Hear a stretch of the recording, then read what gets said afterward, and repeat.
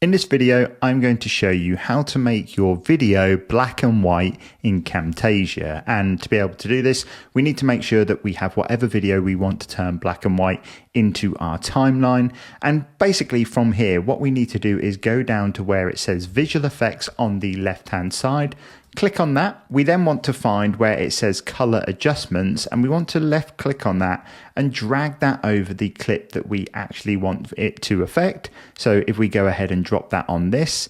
Now, when you first drop that on, it's probably a little bit exaggerated, but if you actually go over to the properties tab on the right hand side, you're going to be able to make some adjustments. So the first adjustment is you always want the saturation to be all the way down to the bottom, because that is what takes the colors out. If you can see, if we drag that up, it's going to add colors back in. But basically what we want to do is be playing around with the brightness and the contrast tabs till we get the effect that we actually want. So if I drag my brightness tab down a little bit and let's take the contrast down a little bit, as you can see, we're now starting to create a better black and white than we had originally. But once you've got it to where you want in terms of the sliders, you would have successfully turned your video black and white in Camtasia. Hope this video helped, and I will see you in the next one.